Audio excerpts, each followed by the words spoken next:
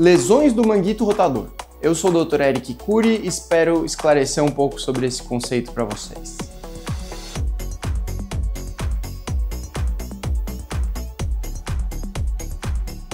Uma causa muito comum de dor no ombro é a chamada síndrome do manguito rotador. O que é?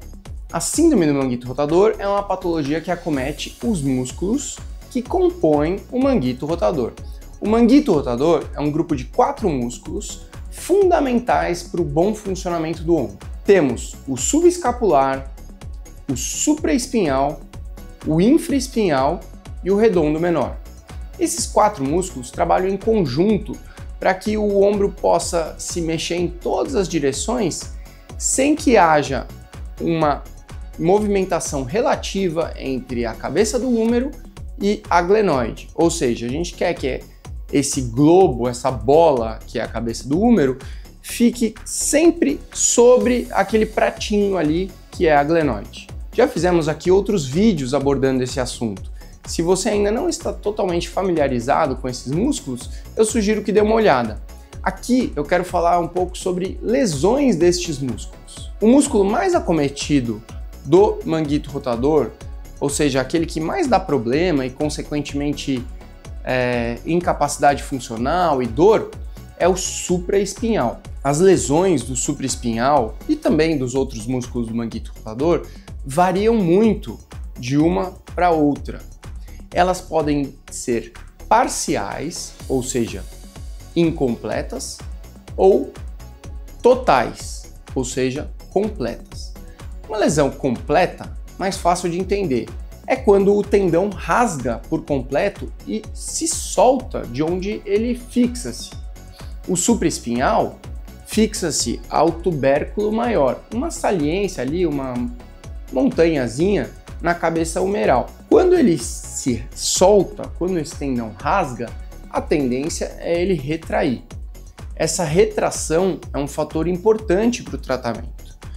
Uma vez que ele rasga, não existe perspectiva dele voltar até onde ele fixa-se originalmente e, portanto, a tendência é o tratamento cirúrgico.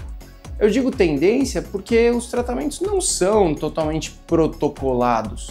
Eles dependem primordialmente do paciente, da função do paciente, do status prévio, comorbidades e tudo mais. Então, é claro, uma lesão completa num jovem de 35 anos é muito diferente de uma lesão completa numa senhorinha de 95 anos. Já as lesões parciais variam muito mais do que as completas.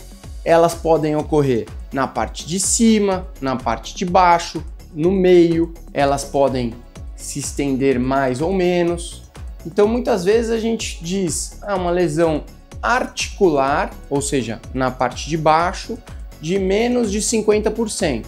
Então pensando assim como se fosse uma pilha de 100 folhas, as 50 folhas de baixo rasgaram, mas as 50 folhas de cima estão íntegras.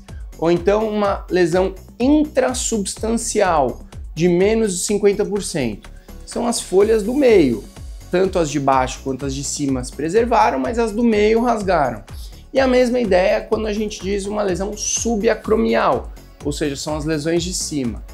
As lesões parciais, elas são menos previsíveis quanto ao prognóstico.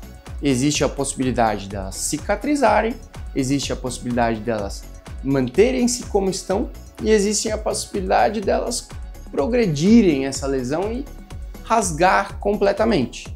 Este prognóstico depende primordialmente do status do paciente. A gente tenta ajudar o corpo a cicatrizar essa lesão, mas o tendão, que é o tecido onde a lesão acontece, é um tecido que cicatriza mal. Então muitas vezes a cicatrização é insuficiente. Achou o tema interessante? Tem algum conhecido, familiar seu que tem dores no ombro? Encaminha e talvez vá ajudar ele a entender um pouco melhor. Eu sou o Dr. Eric Cury, obrigado pelo seu tempo e até um próximo vídeo.